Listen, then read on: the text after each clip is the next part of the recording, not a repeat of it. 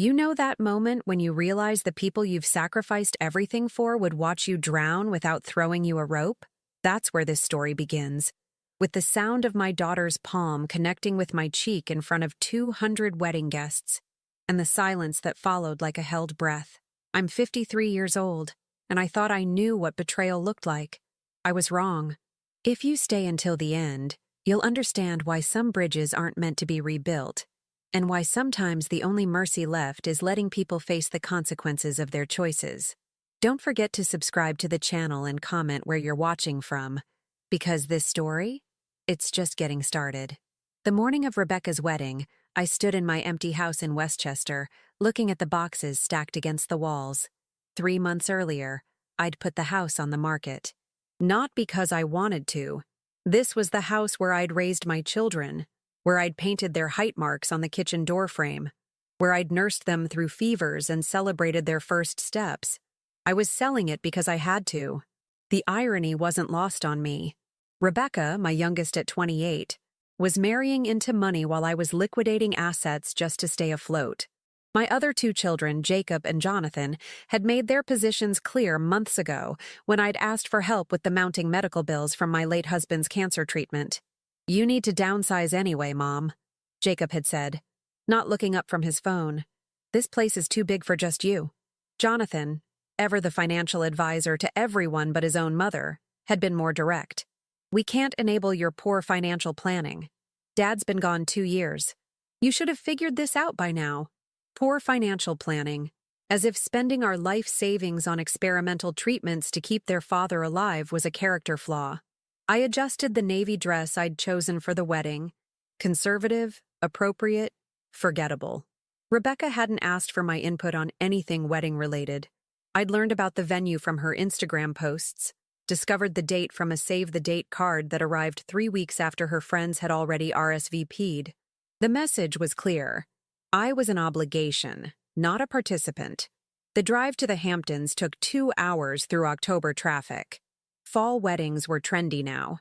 Rebecca had informed me during one of our brief phone conversations. Everything about this wedding was trendy. The organic flower arrangements, the farm-to-table catering, the Edison bulb lighting strung between oak trees.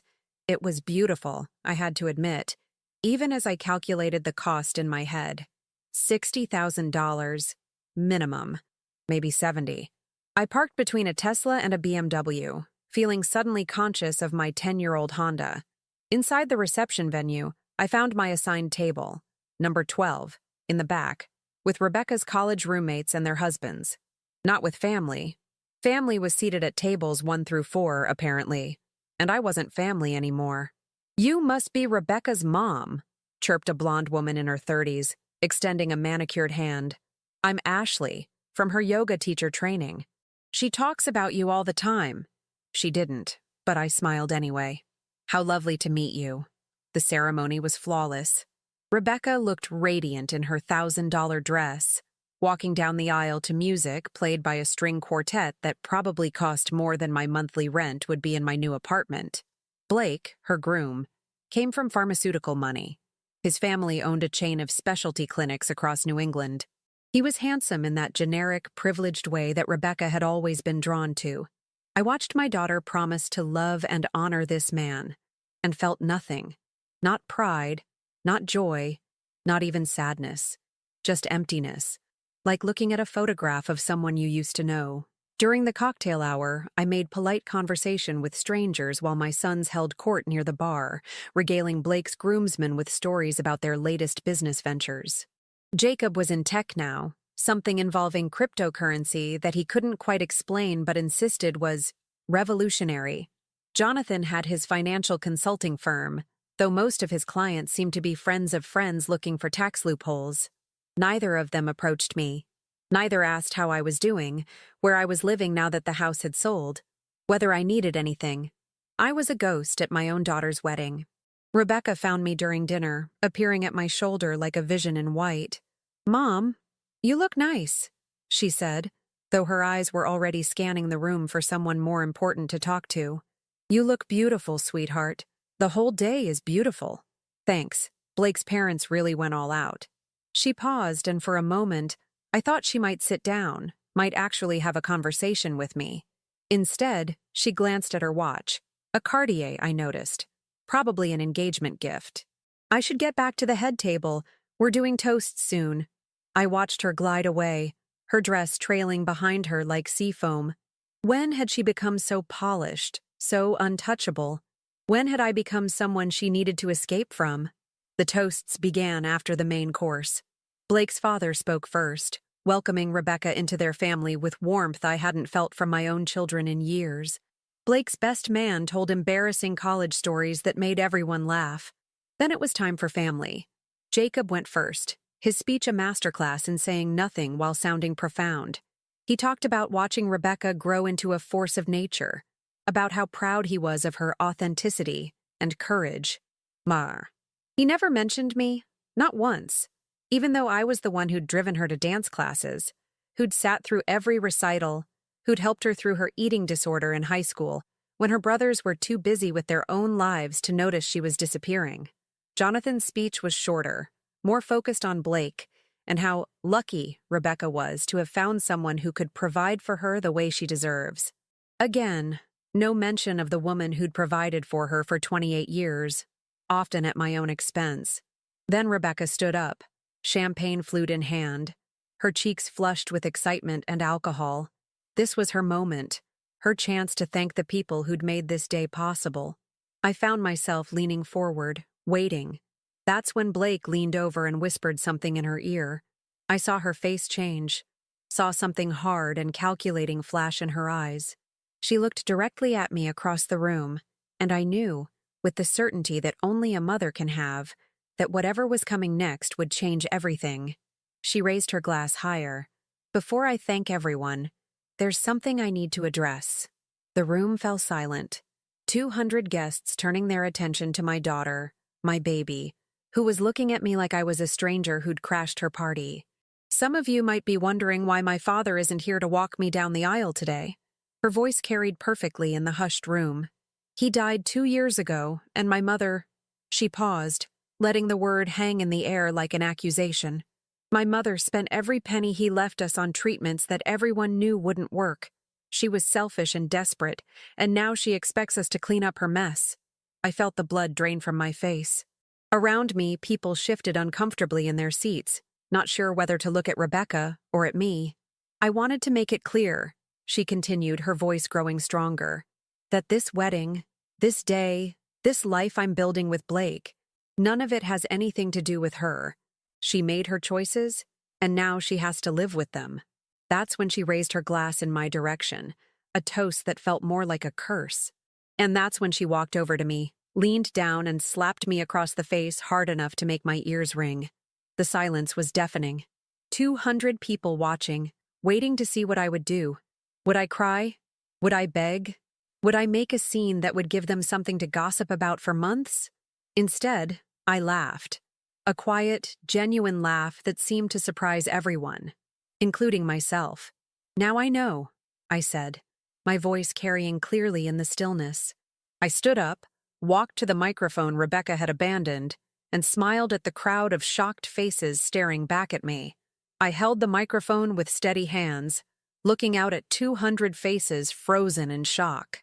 Rebecca stood behind me, her wedding dress suddenly looking more like a costume, her face drained of color. My sons had pushed back from their chairs at the head table, Jacob's mouth hanging open, Jonathan's eyes darting toward the exits like he was calculating escape routes. Thank you all for coming to celebrate my daughter's wedding, I began, my voice calm and clear. Since Rebecca has chosen to make this about family finances, I think it's only fair that everyone understands the full picture.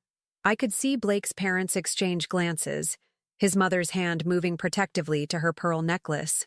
The pharmaceutical money didn't like messy family drama, I supposed. My daughter is 3 months pregnant, I announced, watching Rebecca's face crumble.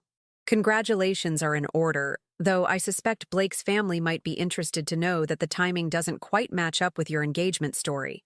A collective intake of breath rippled through the room.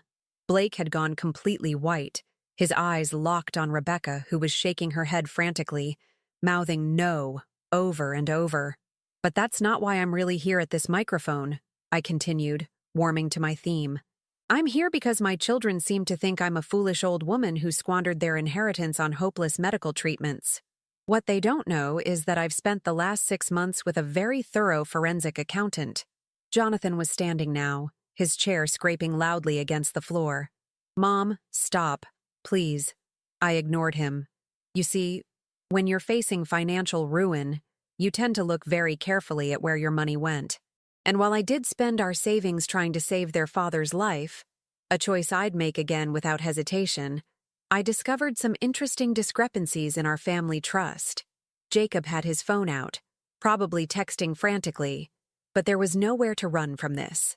3 years ago, when my husband was first diagnosed, someone accessed our joint accounts and transferred significant funds to various shell companies. Companies that happened to be registered to my eldest son Jonathan's business address. I paused, letting that sink in. My financial advisor son, who told me I needed to learn to live within my means, had already helped himself to nearly $200,000 of those means. The silence was broken by whispered conversations starting up around the room. I could see phones being discreetly lifted, recording this moment for posterity. Rebecca's perfectly curated wedding was about to become viral for all the wrong reasons. And Jacob. I turned my attention to my middle child, who was gripping his champagne glass so tightly I thought it might shatter. Your revolutionary cryptocurrency venture? The one you couldn't quite explain? I can explain it. It's called embezzlement when you use your mother's credit cards to purchase digital assets that only exist in accounts she doesn't have access to. Jacob stood up abruptly, knocking over his chair. You don't know what you're talking about. $73,000, Jacob. That's what I know I'm talking about. That's what you stole from the woman who gave you life while she was watching her husband die. The room was buzzing now, a hive of shocked murmurs and turning heads. Blake's father was leaning heavily on the table, looking like he might be sick. This wasn't the kind of family his son was supposed to be marrying into. But Rebecca, I said, turning to my daughter, who looked like she wanted to disappear into her $1,000 dress, you were the most creative of all. She was crying now, mascara running down her cheeks in black streams. Mom, please don't. My daughter, the lifestyle influencer with 30,000 followers, has been very busy building her brand. What her followers don't know is that every single sponsored post, every product placement, every authentic recommendation has been paid for with money transferred from her dying father's medical fund. I held up my phone, showing screenshots of bank transfers. $47,000 in cosmetic procedures. $12,000 on a Chanel handbag for an unboxing video. $6,000 on a weekend in Napa that she posted about under the hashtag blessed. All of it taken from the account we'd set up for experimental treatments that might have given your father another year.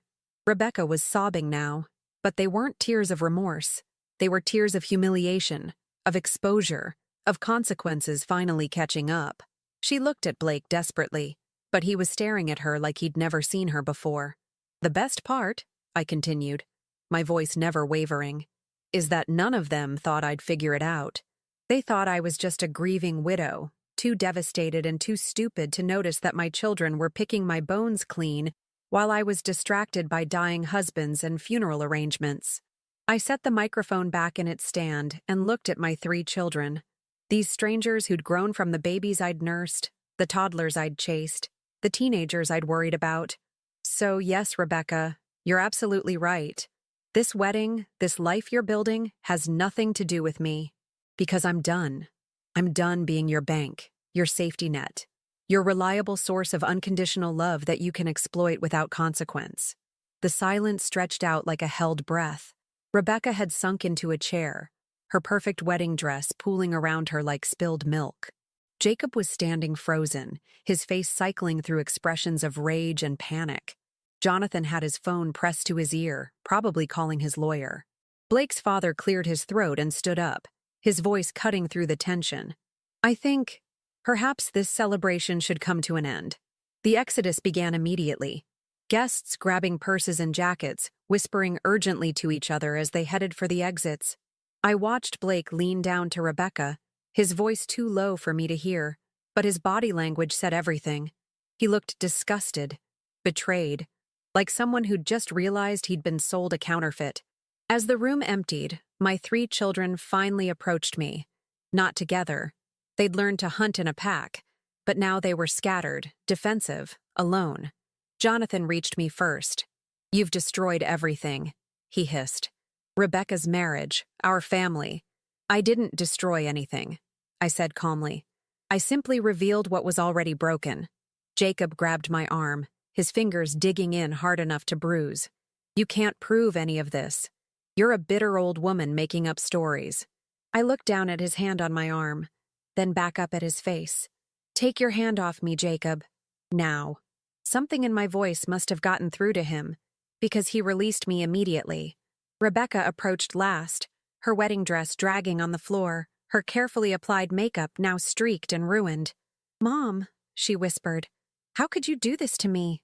Today of all days?" "The same way you could steal from me while your father was dying," I replied. "The same way you could slap me in front of 200 people. The same way you could stand up at your wedding and call me selfish for trying to save the man who gave you life." She stared at me like she was seeing me for the first time. Maybe she was. "I raised you better than this," I said quietly. "All of you. I taught you to be kind, to be grateful, to take care of the people who love you. Instead, you became predators." Blake appeared at Rebecca's side, his face hard. "Rebecca, we need to talk. Now." As they walked away, I heard him say, "3 months pregnant? When exactly were you going to tell me?" I was alone in the empty reception hall, surrounded by abandoned champagne glasses and wilted flowers. The Edison bulbs still twinkled overhead, but the magic was gone, replaced by something harder and cleaner. I pulled out my phone and called Oscar. "It's done," I said when he answered. "I'm coming home." Oscar's farm sat on 47 acres in upstate Vermont, far enough from civilization that cell service was spotty, and the only sounds at night were owls and the occasional coyote. When I pulled into his gravel driveway at nearly midnight, he was waiting on the porch with a mug of coffee and a blanket, like he'd known exactly when I'd arrive. "How did it go?" he asked as I climbed the porch steps, my navy dress wrinkled and my feet aching from the drive. "Better than expected," I said, accepting the coffee and settling into the wooden chair beside his. "Worse than they deserved." Oscar had known me for 30 years, since veterinary school, back when we were both young and idealistic, and thought we could save every animal that came through our doors. He'd been in love with me then, though I'd been too caught up in meeting and marrying Charlie to notice. When I chose marriage and children over my career, Oscar had chosen animals and solitude. He'd never married, never had children, just built a practice treating livestock and rescue animals in a town where everybody knew his name, but nobody knew his heart. "The guest room's ready," he said quietly, "though you know you're welcome to stay as long as you need."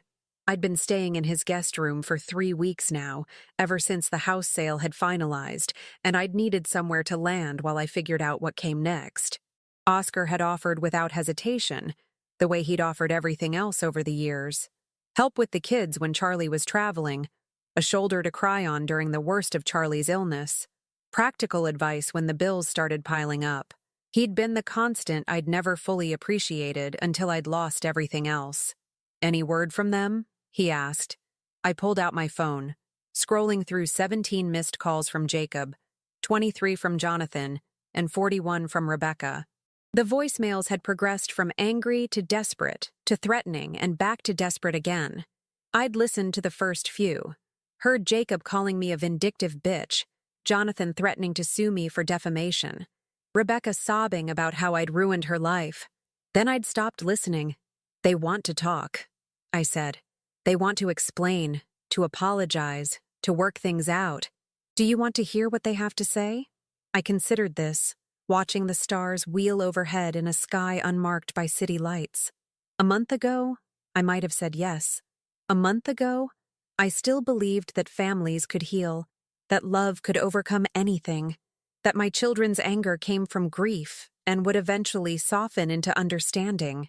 "No," I said, and felt something settle into place inside my chest. "I don't."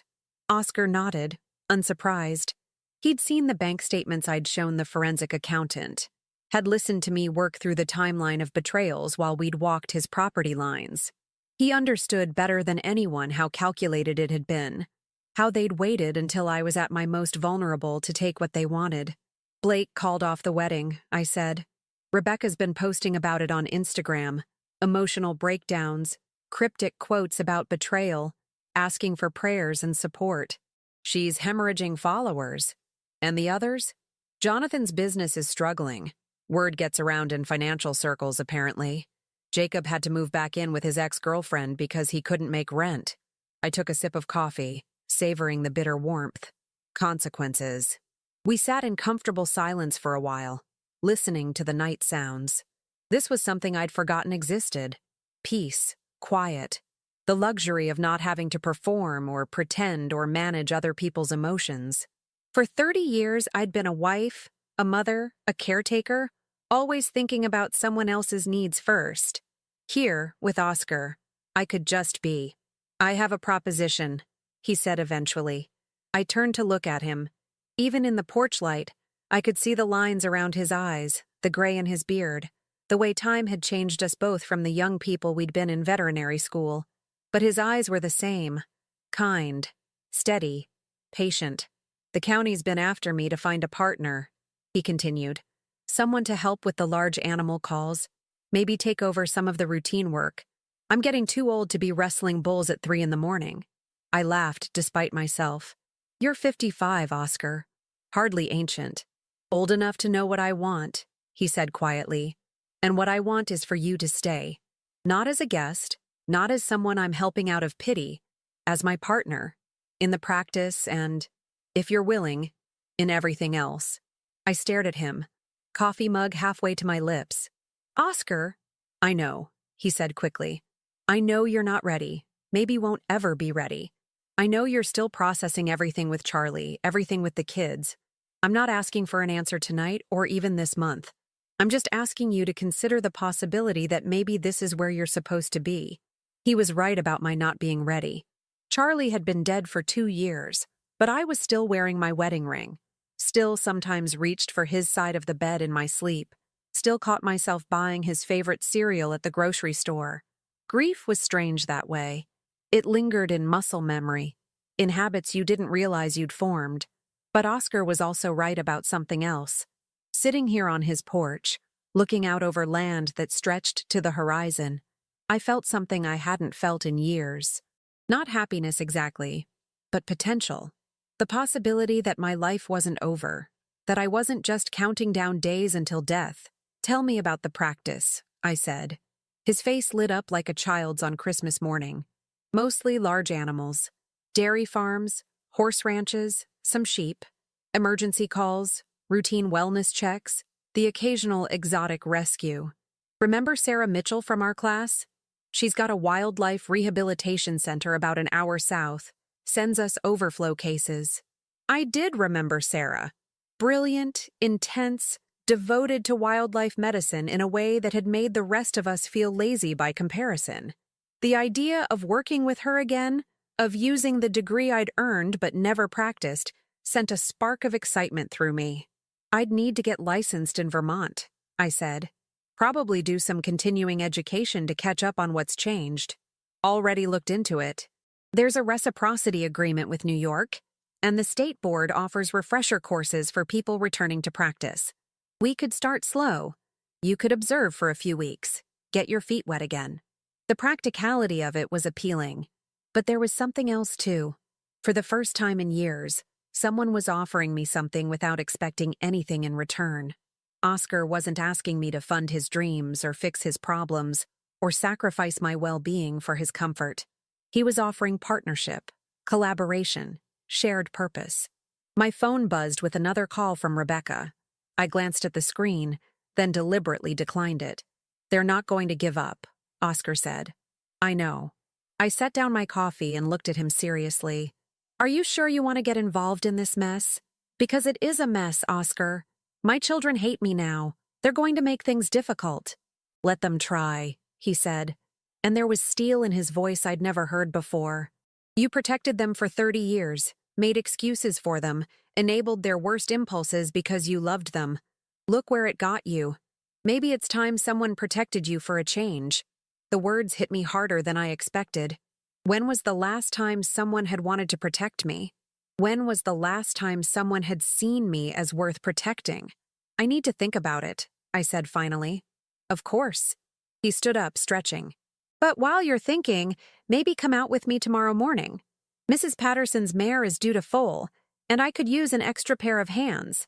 I smiled, remembering the rush of delivering my first calf in veterinary school, the miracle of new life entering the world under my care. I'd like that. As we headed inside, my phone buzzed again. This time, it was a text from Jonathan. Mom, we need to talk. What you did tonight was unforgivable, but we're family. We can work this out. I deleted the message without responding and turned off my phone. Family was supposed to be about love, loyalty, protection. What I'd had with my children was something else entirely. A transaction disguised as love, obligation masquerading as affection. But maybe family could be something different. Maybe it could be chosen, built on respect and mutual care instead of blood and guilt. Maybe it could be what Oscar was offering: partnership, protection, the chance to build something new from the ashes of what I'd lost. For the first time in months, I fell asleep without crying. 6 months. That's how long it took for my old life to completely unravel and for something new to take its place. I was kneeling in Oscar's barn, my hands inside a laboring mare, feeling for the foal's position, when my phone started buzzing with the call that would test every boundary I'd built.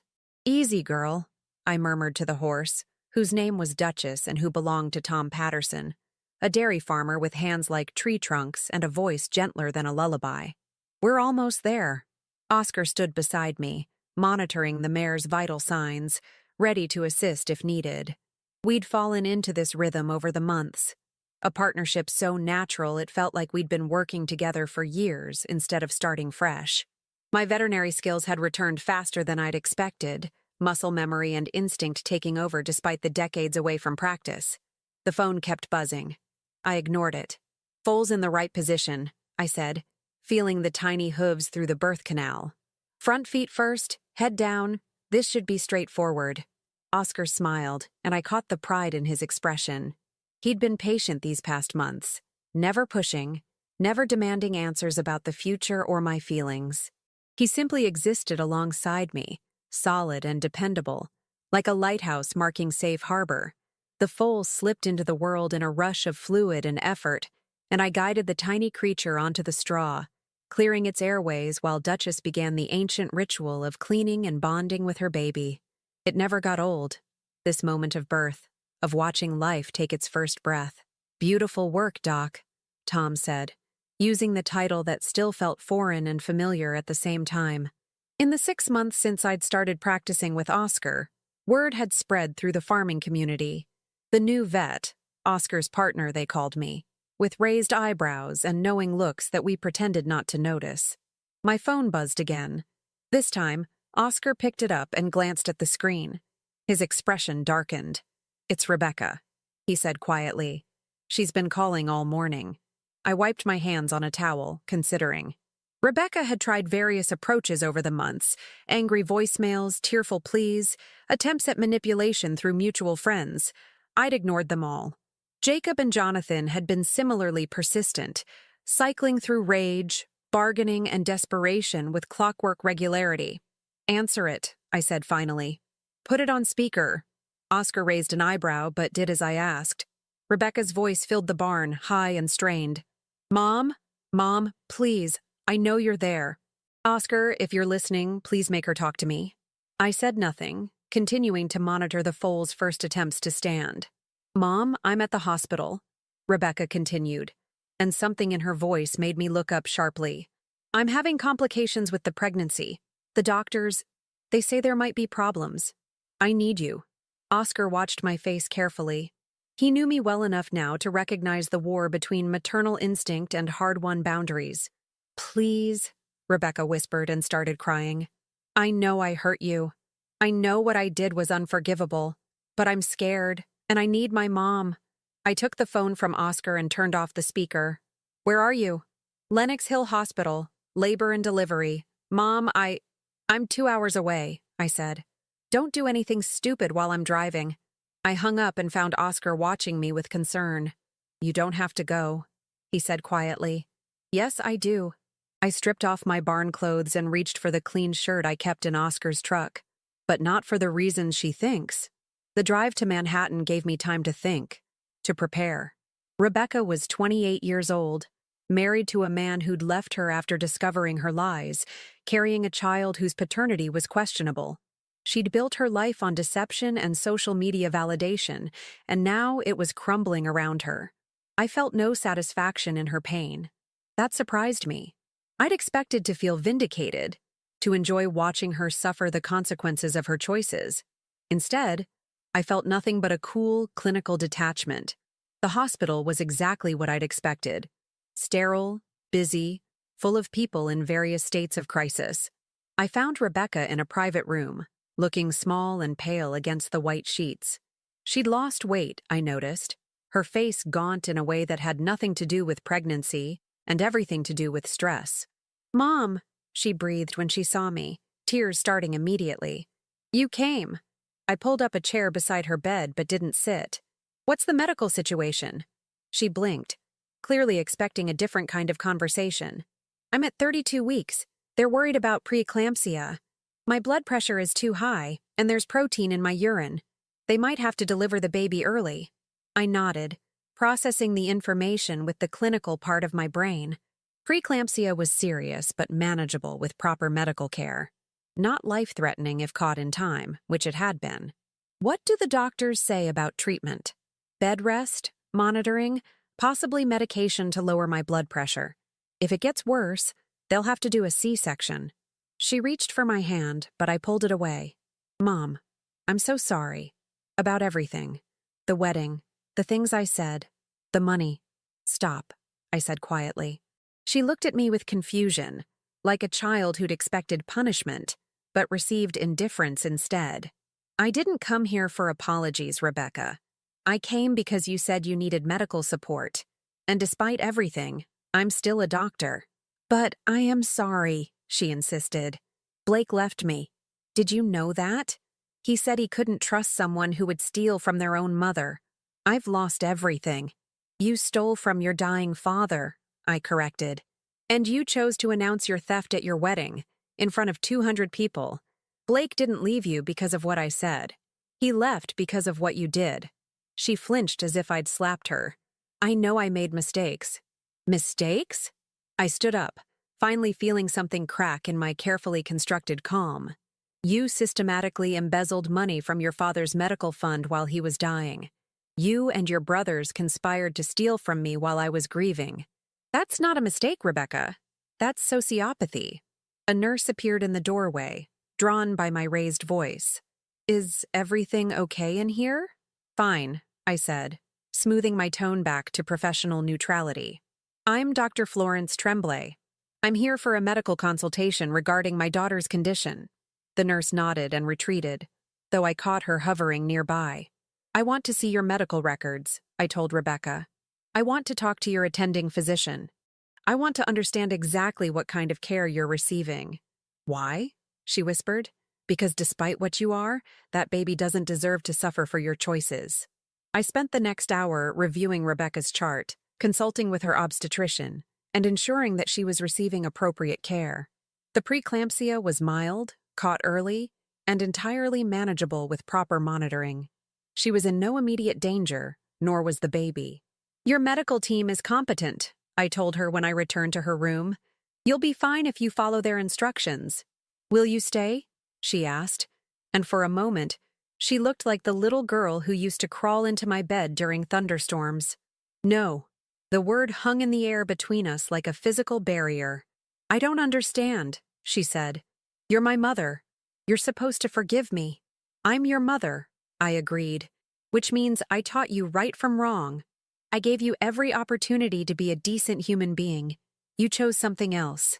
I picked up my purse and headed for the door. "Mom, wait." Her voice was desperate now, panicked. "What about the baby? What about your grandchild?" I paused in the doorway without turning around. "When that child is born, if you want them to know me, you can call. But understand this, Rebecca. I will not enable your behavior anymore. I will not fund your lifestyle, clean up your messes, or pretend that what you did was forgivable just because we share DNA. But we're family, she whispered. No, I said, finally turning to look at her one last time. Family doesn't steal from each other. Family doesn't abandon each other when things get hard. Family doesn't slap each other in public and call it love. I walked out of that hospital room and felt something break free inside my chest. Not my heart, but the chains that had bound me to people who had never deserved my devotion. The drive back to Vermont felt like coming home. 1 year after Rebecca's wedding, I stood in the Vermont courthouse wearing a simple cream dress and holding Oscar's hand while a justice of the peace pronounced us husband and wife. There were no guests, no reception, no social media announcements. Just two people who'd found each other after decades of waiting, choosing love over spectacle, substance over performance. Oscar kissed me when the ceremony ended, and I tasted freedom on his lips. We drove home to the farm, our farm now, officially. The papers signed that morning, making me a full partner in both the veterinary practice and the property.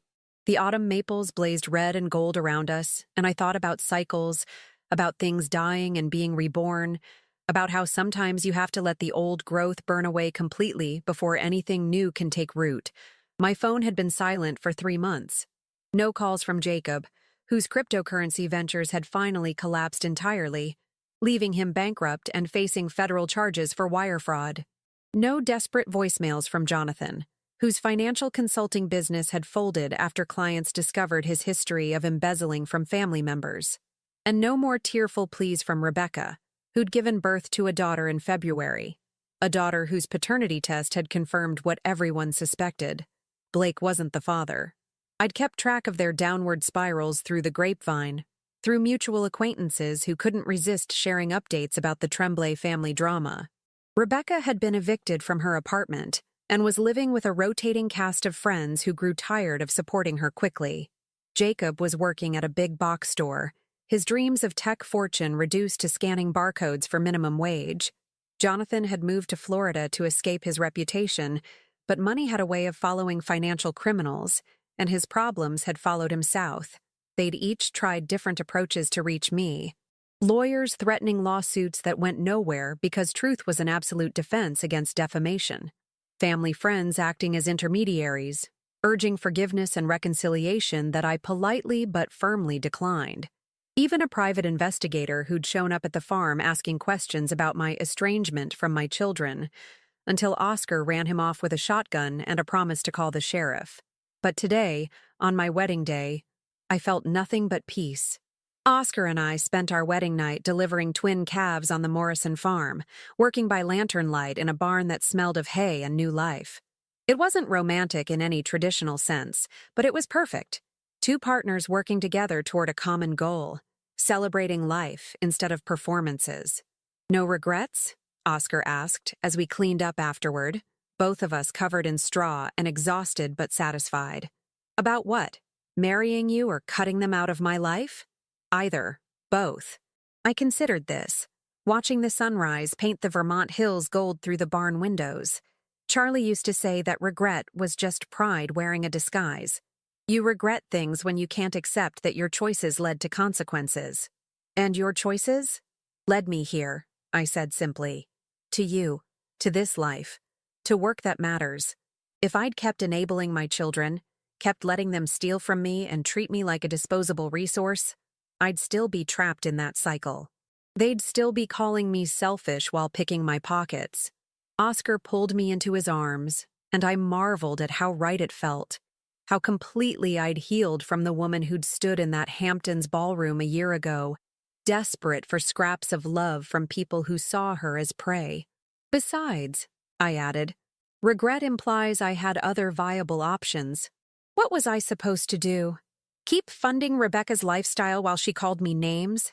Keep pretending Jonathan's embezzlement was a misunderstanding? Keep making excuses for Jacob while he stole my credit cards? You could have forgiven them. I could have enabled them, I corrected. There's a difference. That afternoon, while Oscar napped in our bedroom, the master bedroom I'd moved into 3 months ago, finally ready to share a bed with someone who saw me as an equal partner rather than a convenient target, I sat on the porch with a cup of coffee and opened my laptop. The forensic accountant had finally finished his work. The full extent of my children's theft was laid out in spreadsheets and bank records. $347,000 stolen over 3 years while their father was dying, and I was too grief-stricken to notice the systematic drain on our accounts. But the accountant had also done something else. He'd traced where the money had gone, mapped out the web of lies and shell companies and fake businesses my children had created to hide their crimes. And he'd provided me with everything I needed to ensure they'd never be able to do this to anyone else. I opened a new email and began typing. 2. Tips Heirs Gov. Subject: Tax fraud. Unreported income. I attached 127 pages of documentation showing Jacob's unreported cryptocurrency gains, Jonathan's unreported income from his embezzlement operation, and Rebecca's failure to declare the money she'd stolen as taxable income. The IRS took tax evasion very seriously, and my children had been sloppy about covering their tracks. The second email went to the New York State Attorney General's office, reporting Jonathan's financial crimes against elderly clients. My accountant had discovered that I wasn't Jonathan's only victim. He'd been using his legitimate business to prey on widows and retirees for years. The third email went to the FBI's Financial Crimes Division, detailing Jacob's cryptocurrency schemes and providing evidence of his use of interstate commerce to commit fraud. I sent all 3 emails and closed the laptop. Oscar found me there an hour later, still sitting with my coffee, watching the sun set over land that belonged to us. "What are you thinking about?" he asked, settling into the chair beside me. "Justice," I said, "and the difference between revenge and consequences." He waited for me to elaborate. "A year ago, I thought about revenge constantly. I wanted them to hurt the way they'd hurt me. I wanted them to lose everything they valued, to feel abandoned and betrayed and helpless. And now I realize that revenge would have required me to stay connected to them, to keep them in my life so I could watch them suffer. That would have made me just another kind of predator." Oscar nodded, understanding immediately. "So instead, you chose consequences." "I chose to let the world respond to their actions the way the world responds to thieves and liars and fraudsters. I didn't manufacture their punishment. I simply stopped protecting them from it." My phone buzzed with a text from an unknown number. I glanced at it and saw Rebecca's words. "I had the baby. A girl. I named her Florence after you. I hope someday you'll want to meet her." I showed the text to Oscar, who read it and shook his head. "Even now, she's trying to manipulate you. She named her daughter after the woman she robbed," I said, deleting the message without responding.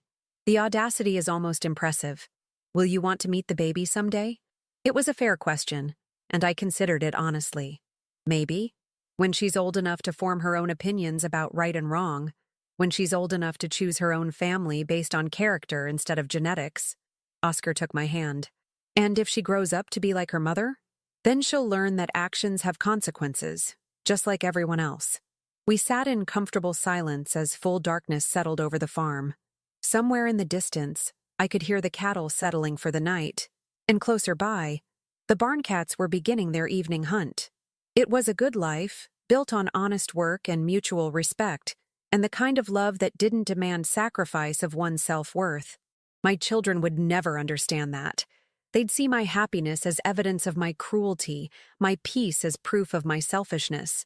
They'd probably spend years telling anyone who'd listen about their terrible mother who'd abandon them when they needed her most. Let them. Their version of the truth was just another performance, another attempt to manipulate sympathy from strangers. I knew the real truth, that love without boundaries isn't love at all. It's addiction. That family built on guilt and obligation will always crumble.